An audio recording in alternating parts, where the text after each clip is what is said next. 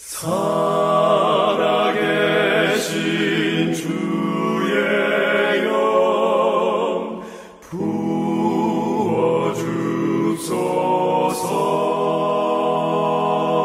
부어주소서. 살아계신 주의 영 부어주소서.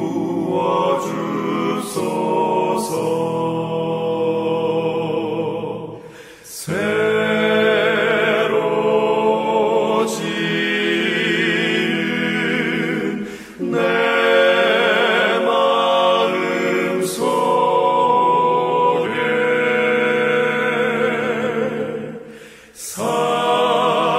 살아계신 주의 영 부어주소서.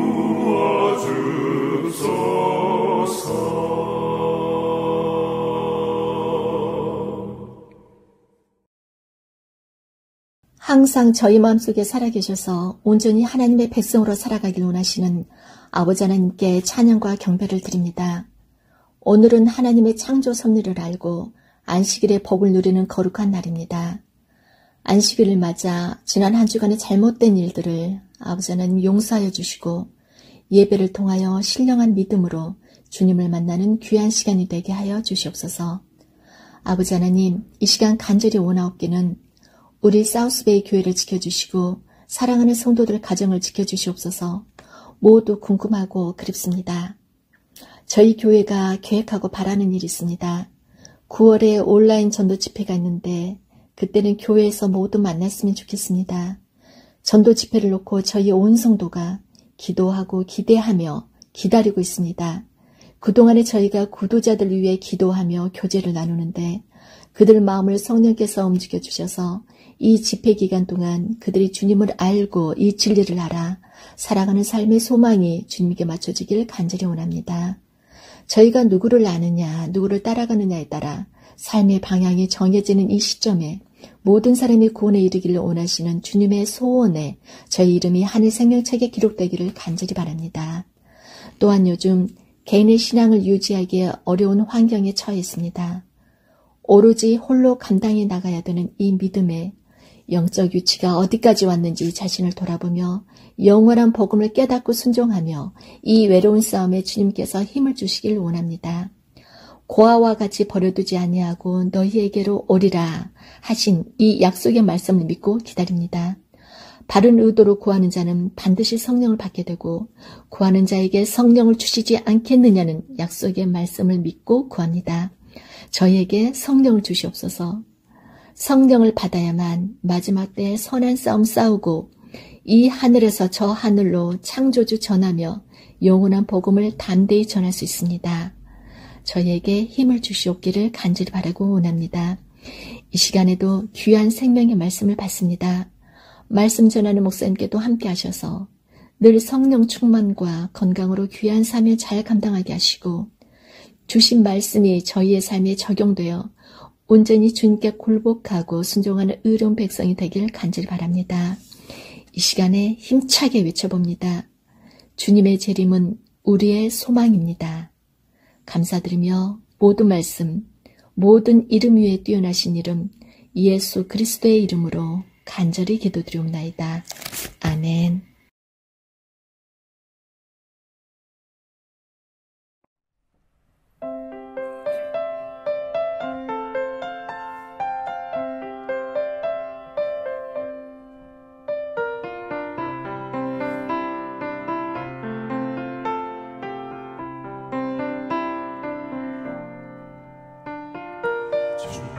주님이 지신 십자가 우리가 생각할 때에 세상에 속한 욕심은 헛된 줄 알고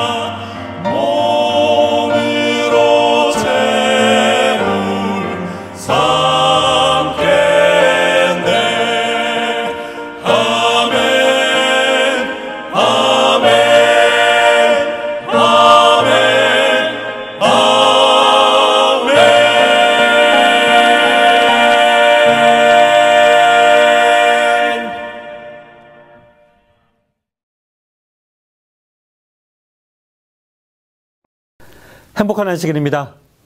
3월 셋째 안식일에 온라인 예배 참석하신 모든 성도님들 주님의 이름으로 환영합니다.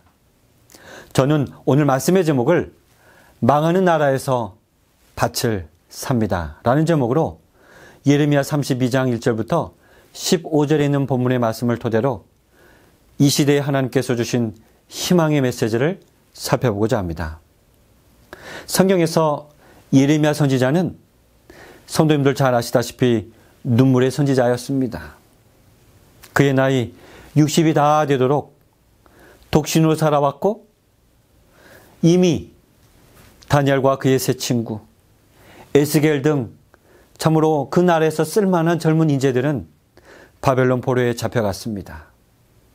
이제 예레미야 선지자는 외로이 기울어져가는 이 나라에 홀로 남아서 기별을 전하는 눈물의 선지자였습니다.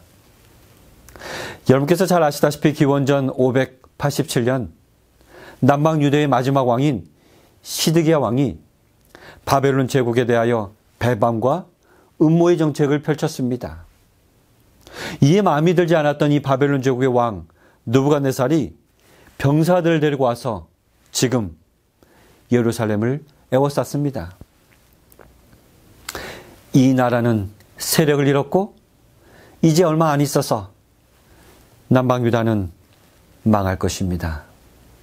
하나님은 그의 선민 유다 백성들을 긍휼히 여기셔서 선지자 예레미야를 시드기 왕에게 보내셨죠. 하나님이 그에게 아주 강력한 메시지를 그를 통해서 전달하도록 사명을 주셨습니다. 어떤 사명입니까? 더 이상 버티지 말고 이제 바벨론에 항복하라고요. 예레미야의 이 끈질긴 예언 때문에 아주 화가 잔뜩 난 시드기야 왕은 공중에 있는 시위대 뜰에 이 선지자를 가둬버렸습니다. 이 내용이 바로 5절까지 있는 내용입니다. 이제 우리는 그 후에 있는 본문의 말씀을 읽어볼 텐데요. 예레미야가 가로되 여호와의 말씀이 내게 임하였느니라. 이르기를 보라 내 숙부 살룸의 아들 하나멜이 내게 와서 말하기를 너는 아나돗에 있는 내 밭을 사라. 이 기업을 물을 권리가 내게 있느니라 하시더니 여호와의 말씀같이 나의 숙부의 아들 하나멜이 시위대 뜰 안 내게로 와서 이르되 청하노니 너는 베냐민 땅 아나돗에 있는 나의 밭을 사라. 기업의 상속권이 내게 있고 물을 권리가 내게 있으니 너를 위하여 사라 하는지라.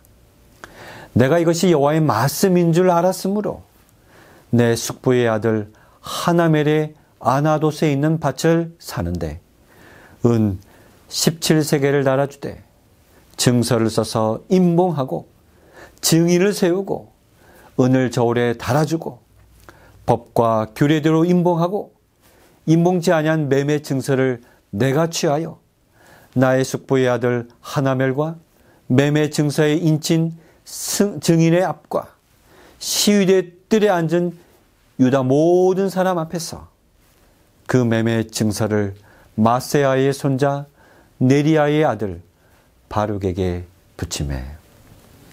사실 하나님이 예레미야를 통해서 전하라 온 기별은 그 나라 왕에게 전한 기별이었습니다. 나라를 위해서 똘똘 뭉쳐서 이런 위기 때에 싸워도 모자랄 판인데 바벨론에게 항복하라고 하는 이 기별, 얼마나 당혹스러운 기별이었을까요? 다른 사람도 아니고 그 나라의 왕에게 가서 나라가 망할 터인데 더 이상 버티지 말라고 항복하라고 전하라고 하는 이 황당한 요구를 왕에게 전달하는 예레미야 선지의 모습을 상상해 보시기 바랍니다. 그런데요, 더 당혹스러운 것은 그가 하나님의 기별을 전한 그 일 때문에 선지자가 감옥에 갇히는 신세가 되었습니다. 당혹스러운 일은 여기서 끝나지 않습니다. 예레미야의 삼촌 이 살룸의 아들 하나멜이 감옥에 갇혀있는 이 사촌형을 찾아온 것입니다. 예레미야와 하나멜은 사촌지간이었죠. 하나멜은 그 예매 뜻이 하나님이 긍휼히 여기셨다라고 하는 말의 뜻이죠. 그를 불쌍히 여기시는 그 처사대로 그가 찾아온 것 같지만 내용을 들어보니까 이 사촌 형이 찾아와서 한다는 소리가 형님, 제가 좀 땅을 가지고 있는데 형님이 좀 사주시면 안 되겠습니까? 이런 황당한 이야기를 들을 줄 예레미야는 상상이나 했겠습니까? 다른 사람도 아니고 지금 사촌 동생이 이제 곧 망할 나라의 자기의 땅을 이 형 보고 돈을 주고 사달라고 하는 것입니다. 참으로 정신 나간 친구가 아닐 수 없죠. 지금 자기는 감옥에 갇힌 것이 나라가 망할 터이니 항복하라고 기껏 그 전한 그 일 때문에 감옥에 갇힌 신세가 되었는데 이 망할 나라에서 땅을 사달라고요? 여러분, 이런 처사가 하나님의 뜻이었다고 한다면 더더욱 하나님이 원망스러웠을 것입니다. 하나님, 도대체 나에게 왜 이렇게 가혹하게 대하시는 것입니까? 이 망할 나라에서 그것도 사천의 밭을 사라고요? 부동산을 매입하라고요?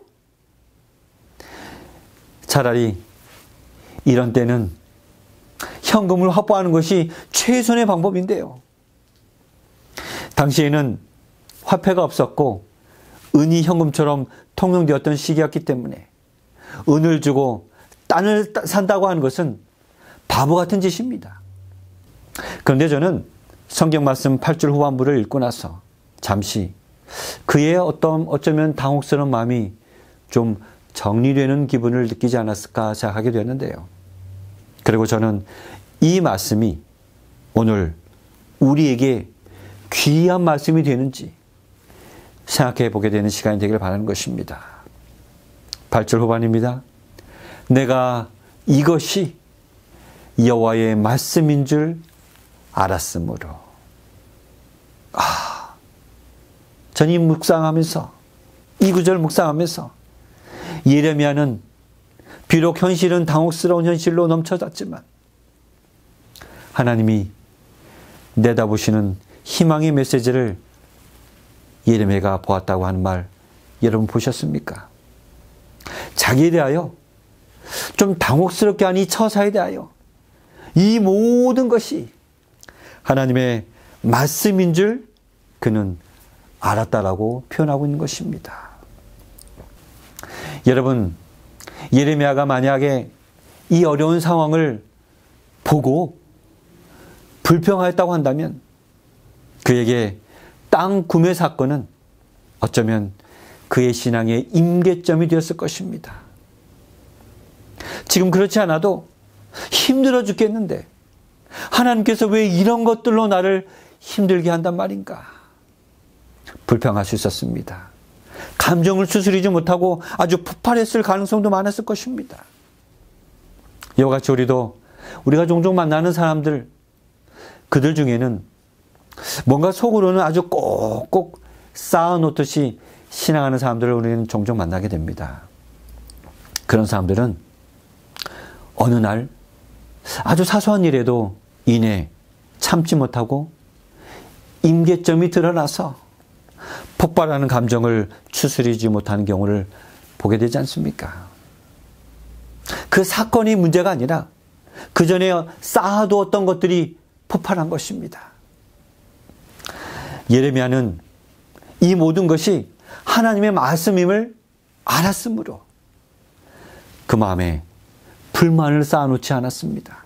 오히려 감사하는 마음으로 은혜를 쌓아놓는 계기로 만들었다고 하는 것이죠.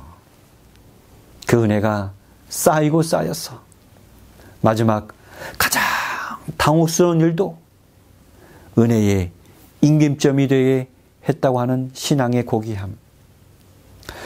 오늘도 눈물의 선지자 예레미야는 믿음으로 홀로 고국 땅에서 눈물로 기도하고 있습니다.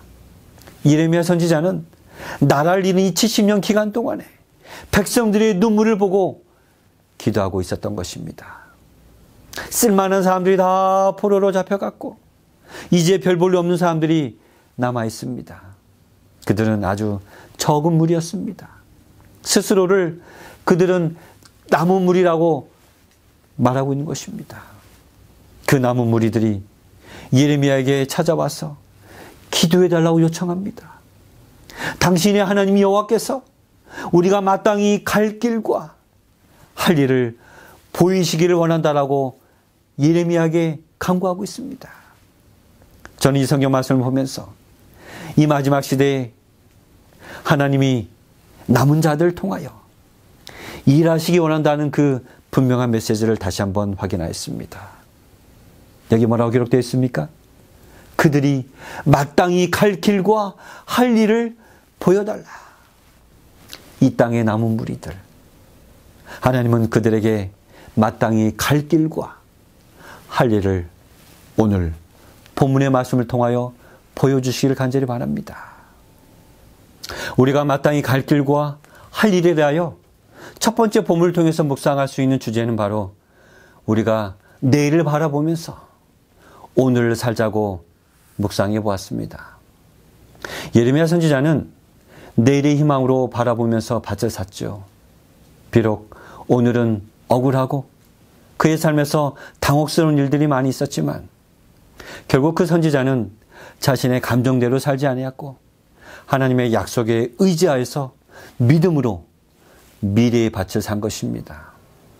비록 지금은 나라가 망해서 뿔뿔이 흩어질 수밖에 없는 비운의 백성들이지만 언젠가는 자기 민족들이 다시 돌아와서 내가 사놓은 그 땅에서 그 밭에서 농사할 날이 반드시 있을 것임을 그는 믿음의 눈으로 확신하여서 밭을 산 것입니다. 언젠가 자신의 이름으로 산 그 밭에서 건물이 들어서고 도시가 재건될 것을 그는 믿음으로 내다본 것입니다. 그러한 때 너도 나도 밭을 팔아서 이웃 나라로 피신할 생각을 하고 있는 사람들이 질비한데요. 오늘에 낙심하고 있을 그때에, 절망하고 있을 그때에 하나님은 절망과 낙심 가운데 빠져있는 백성들에게 희망을 갖기를 원하셨습니다. 예레미야가 하나님의 뜻을 믿음으로 잘 보여주었습니다. 사랑하는 성도 여러분, 우리의 믿는 백성들은 오늘만을 사는 사람들이 결코 되어서는 안 될 것입니다. 하나님의 백성들은 오늘 아주 성실하게 살지만 그 성실함은 내일을 위한 삶이 되어야 할 것입니다. 예레미야가 밭을 산 것은 하나님의 약속의 성취였습니다. 여기 성경 말씀 15절입니다. 만군의 여호와 이스라엘의 하나님, 내가 이같이 말하노라. 사람이 이 땅에서 집과 밭과 포도원을 다시 사게 되리라 하셨다 하니라. 하나멜은 밭을 팔았지만 예레미야 선지자는 밭을 샀습니다. 사촌 동생은 현실을 보고 팔았지만 사촌 형은 미래를 보고 땅을 매입했습니다. 여러분, 이런 행동은 오늘날 아주 극명한 대조 속에 신앙하는 두 종류의 신앙인의 모습을 대변하는 것 아닙니까? 지금 유대는 온 나라가 황폐되어 버렸고 이제 마지막 남은 예루살렘도 바벨론에 함락되어서 곧 온 백성들이 사로잡힌 바 되고 똑똑한 사람들은 포로로 끌려갈 것이지만 그러던 중에 예레미야가 밭을 사는 이 행동은 여기 성경 말씀 15절에 있는 말씀대로 집과 밭과 포도원을 다시 사게 될 때가 곧 반드시 올 것이라고 예고하는 희망의 메시지를 담고 있는 것입니다. 우리 주님 다시 오실 때에 온 땅이 회복될 것입니다. 그러니 지금은 이 세상, 이 환경, 우리가 사는 이 땅 황폐해지더라도, 지금 우리가 사는 이 땅은 혼돈스러워지더라도 하나님의 약속에 의지하여서 희망에다가 여러분의 믿음을 투자하시기 바랍니다. 희망의 밭을 사시기 간절히 바랍니다. 하나님의 약속이 성취되는 그곳에 여러분의 믿음을 투자하시게 되기를 간절히 바랍니다. 두 번째, 제가 이 본문을 통해서 묵상한 내용은 하나님의 뜻을 우리가 선전하자는 것입니다. 본문 11절에서 좀 특이한 점을 제가 보게 되었는데요. 증서를 써서 임봉하고 증인을 세우고 은을 저울에 달아주고 법과 규례대로 임봉하고 임봉치 아니한 매매 증서를 내게 취하여 나의 숙부의 아들 하나멜과 매매 증서에 인친 증인의 앞과 시위대의 뜰에 앉은 유다 모든 사람 앞에서 그 매매 증서를 마사의 손자 네리야의 아들 바룩에게 붙이매. 여기 본문에서 당시 기원전 6세기의 토지 거래 과정을 우리는 살펴볼 수 있는데요. 보통 두 개의 매매 증서를 발행했습니다. 하나는 봉인되지 않은 것이고 열람용이고 또 하나는 봉인된 것입니다. 보관용입니다. 이 두 개의 매매 증서 똑같은 내용입니다. 이 증서에는 반드시 증인의 서명이 들어가 있는데요. 거기서 매매 증서는 매입자와 증인이 보관할 수 있도록 되어 있죠. 본문의 경우는 모두 다 바룩이 보관하고 있는데 예레미야는 구속되어 있었고 아마도 이 바룩이 증인으로 서명하기에 둘 다 그에게 보관하도록 보내줬는지도 모릅니다. 그런데 흥미로운 사실은 먼저 이 임봉한 증서는 어디에 두었다고 기록하고 있습니까? 14절에 보게 되면 톡에 담아 많은 날 동안 보존케 하려 함이라고 기록하고 있습니다. 고대인들은 매우 귀한 보물들을 톡에 담아두는 습관이 있었습니다. 습기와 부패를 잘 막아주기 때문에 보통 사해 두루마리도 항아리 속에 보존될 수 있었던 것처럼 이런 매매 계약서 한 부를 임봉해서 톡에 담아 놓는 것, 아주 귀한 보물을 담아 두는 것과 같은 뜻이 담아 있죠. 여기 임봉되지 않은 이 매매 계약서가 모든 사람들 앞에서 선포됩니다. 어떤 사람은 요한계시록의 말씀을 계속해서 항아리에 모셔두고 그것이 임봉된 두루마리인 양 모셔만 두고 있는 사람도 있습니다. 무슨 뜻입니까? 요한계시록 너무 어렵잖아요. 그래서 읽지도 들으려 하지 않습니다. 그 가운데 기록한 것을 지키려고도 하지 않습니다. 계속 항아리에 담아두고만 있는 것입니다.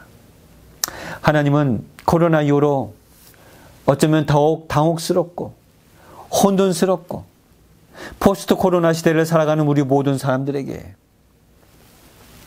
임봉하지 말고 모든 사람들에게 선전하고 전파하도록 우리에게 두루마리 책을 펼쳐주셨습니다.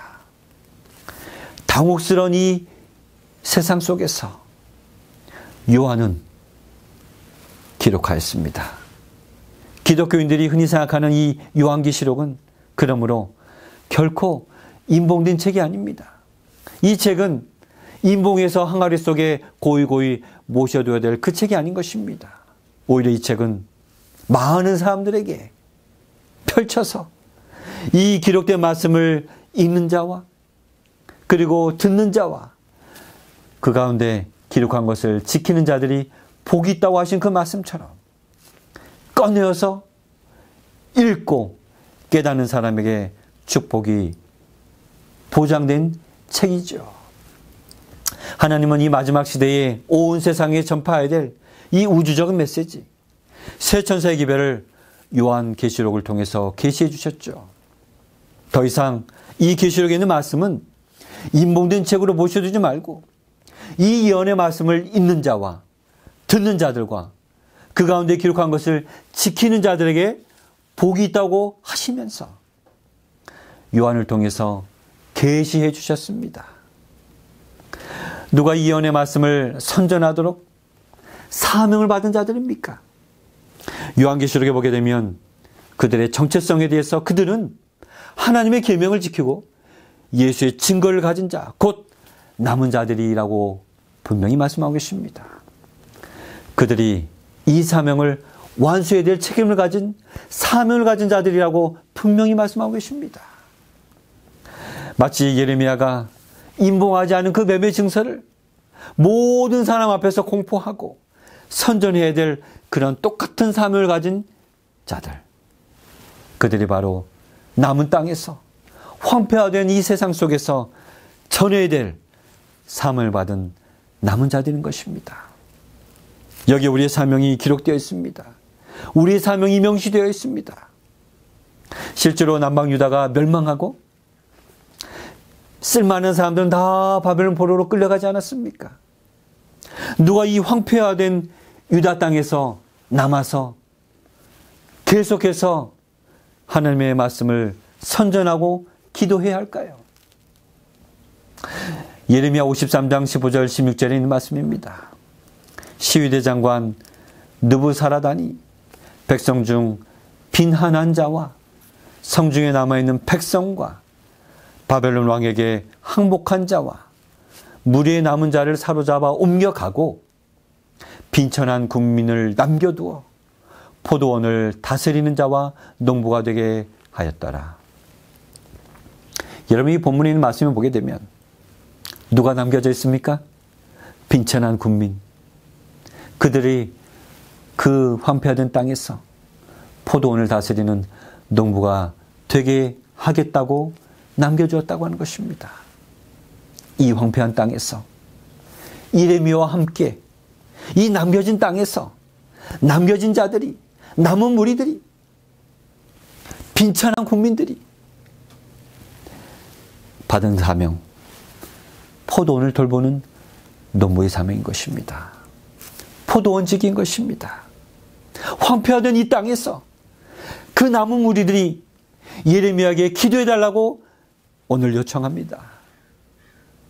예레미야 선지자요, 당신의 하나님 여호와께서 우리가 마땅히 갈 길과 할 일을 보여주시기를 원하나이다. 사랑하는 성도 여러분, 이 마지막 시대에 하나님이 남은 자들이 마땅히 갈 길과 할 일이 있음을 계시해 주셨습니다. 보여주셨습니다. 하나님은 이 황폐화되어 가고 있는 이 세상 속에서 사단과 대적할 남은 자를 가지고 계심을 우리는 잊지 말아야 할 것입니다. 마지막 우주적 선악의 싸움의 국면은 용으로 대표되는 사단과 그 여자의 남은 자손임을 우리는 말씀을 통해서 인지하고 있습니다. 그 여자의 남은 자손들은 마땅히 할 일과 그리고 갈 길에 대한 사명을 가진 자들, 주의 말씀을 선전해야 될 분명한 사명과 책임을 가진 자들입니다. 창조주 하나님을 경배하라고 선전해야 될 책임을 가지고 있는 자들입니다. 그들은 예수의 증거를 가진 자들입니다. 창조주 하나님을 경배하는 신앙으로 돌아오도록 마땅히 이 땅에 향하여 선포해야 될 사명과 책임이 남은 자들에게 주어져 있는 것입니다. 이 사명, 마땅히 갈 길과 해야 할 일을 믿음으로 순종하게 되는 남은 자손이 되시기를 간절히 소망하는 것입니다. 세 번째로 제가 이 본문의 말씀을 통해서 묵상한 내용은 바로 기업 물을 자 예수님을 본문을 통해서 떠올려 보게 되었습니다. 성경 히브리서 2장 11절을 말합니다. 거룩하게 하시는 분과 거룩하게 되고 있는 사람들이 모두 한 분에게 났으므로 예수님께서 그들을 형제들이라 부르시기를 부끄러워 않으시고, 거룩하신 분, 예수님과 그 안에서 거룩하게 된 우리들은 한 분에서 났다고 성경 말합니다. 그리고 성경은 예수님과 우리의 관계를 분명히 형제라고 정의합니다. 우리보다 먼저 존재하셨던 그분은 우리의 맏형이 되십니다. 사람들에게 정신 나갔다, 미쳤다는 소리를 들으시면서 결국 우리의 맏형 되신 예수님은 우리가 감당해야 될 죽음의 기업을 그의 몸으로 사주셨습니다. 그분은 우리의 기업 물을 짜이십니다. 십자가에서 자기 영혼에 수고한 것을 보고 만족히 여기시는 우리의 맏형 되시는 예수님. 우리의 기업 물을 짜는 아무나 할 수 있는 것이 아닙니다. 창조자 예수님이 우리의 기업 물을 짜 주십니다. 사랑하는 성도 여러분, 오늘 우리는 하늘과 땅과 바다와 물들의 근원을 만드신 이 창조주 하나님을 기념하라고 하는 제7일 안식일에 온라인 예배를 통해서 우리의 마음을 새롭게 창조해 주시기를 바라는 마음으로 예배에 동참하고 있습니다. 그는 우리의 맏형이 되십니다. 우리의 죽을 수밖에 없는 기업을 이어주신 분이십니다. 우리에게 소망을 주시는 맏형 되십니다. 이 암울한 세상 속에서 희망과 미래를 제시해 주시는 분이십니다. 선지자 예레미야 그 자신은 망해가는 나라의 그 땅을 사서 뭔가 개인적 이익을 얻기 위해서 그 땅을 산 거 결코 아닙니다. 그는 황폐화된 땅에서 그 포로 생활이 70년 동안 계속될 것이라고 예언합니다. 기도합니다. 애원합니다. 그러나 선지자는 포로된 땅으로 자기 민족들이 반드시 돌아오게 될 것이라고 영광스러운 그 미래의 희망의 메시지를 백성들 향하여 선전하고 있는 자들입니다. 그 기간은 하나님의 섭리에 의해서 70년을 넘지 않을 것입니다. 70년이 지나면 다시 이 땅은 회복될 것이니까요. 무너졌던 도시와 성전은 재건될 것입니다. 그 밭에 아주 풍성한 열매를 맺는 나무가 다시 심겨질 것입니다. 그때를 위해서 그는 미리 밭을 사둡니다. 영광 중에 주께서 이 땅에 다시 오셔서 이 황폐화된 땅을 말씀으로 회복해 주실 그때까지 우리는 독신의 몸으로 외로이 기도하며 선전하는 예레미야와 같은 세상을 향해서 희망의 복음을 선전한 자가 되어야 될 것입니다. 사랑하는 성도 여러분, 우리가 전해야 될 그 사명, 마땅히 행할 길을 가르쳐 주신 요한계시록 14장의 영원한 복음, 이 복음은 임몽해 놓은 채 항아리에서 아직도 보관만 해서는 안 되는 복음입니다. 사람들 앞에서 이 기별의 말씀을 펼쳐서 큰 음성으로 외치고 선전해야 될 희망의 복음인 것입니다. 하나님은 희망의 이 메시지를 여러 나라와 족속과 백성과 방언에게 증거할 영원한 복음으로 마지막 때에 하나님께서 가지고 계신 남은 자들에게 위탁하셨습니다. 이 희망의 메시지를 만인들에게, 모든 사람들에게 큰 소리로 외쳐야 할, 선전하게 될 책임과 사명 누구에게 주셨습니까? 오늘 우리 하나님은 슬픔의 선지자 예레미야에게 보여주신 그 사명, 그 삶을 오늘 우리에게 묵상하도록 해주십니다. 오늘 우리에게, 남은 백성들에게, 남은 자손들에게 마땅히 행할 길과 살 길을 다시 한번 보여주셨습니다. 성령께서 이 오늘 암울한 마음에, 우리의 마음의 커튼을 걷어내 주셔서 우리의 기업을 물려주실 맏형 되시는 예수님의 만져주심을 체험하도록 말씀을 주셨습니다. 이 말씀을 통하여 한 주간도 창조주를 경배하라고 하는 희망의 메시지를 선전하는 여러분 되시길 간절히 바랍니다. 하나님께서 한 주간 동안 이 말씀을 통해서 우리에게 말씀하신 이 희망의 메시지, 여러 나라와 족속과 방언과 백성에 전할 이 영원한 복음의 메시지를 선전하는 남은 백성들에게 축복해 주시기를 간절히 바라면서 말씀을 마치겠습니다.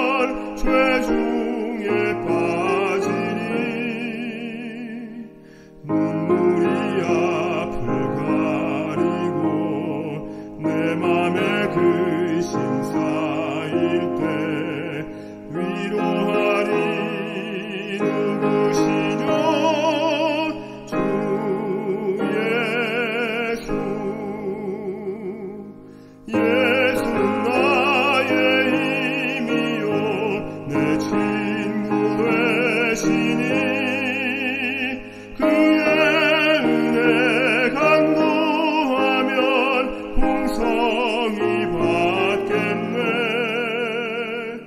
햇빛과 비를 주시니 추수할 곡식 많도다.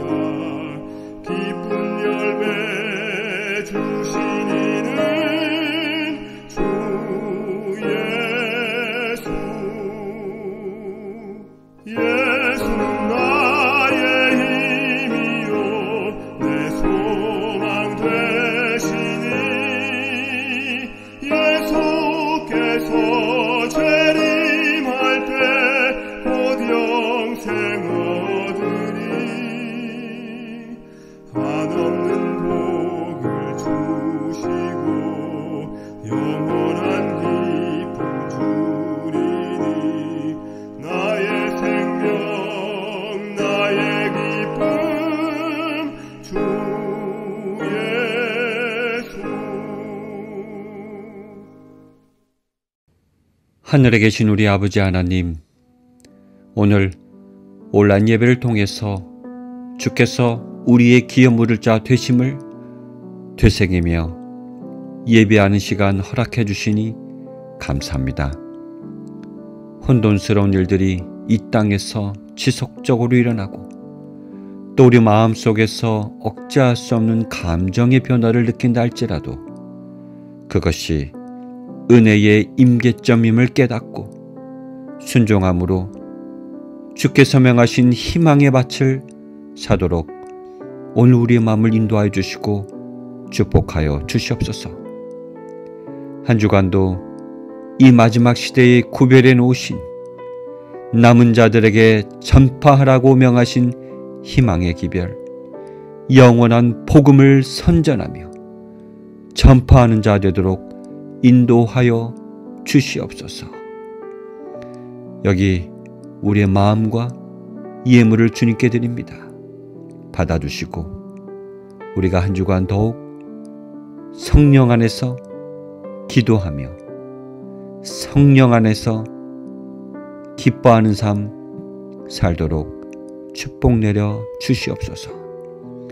이 모든 말씀 예수님의 이름으로 감사하며 기도드립니다. 아멘.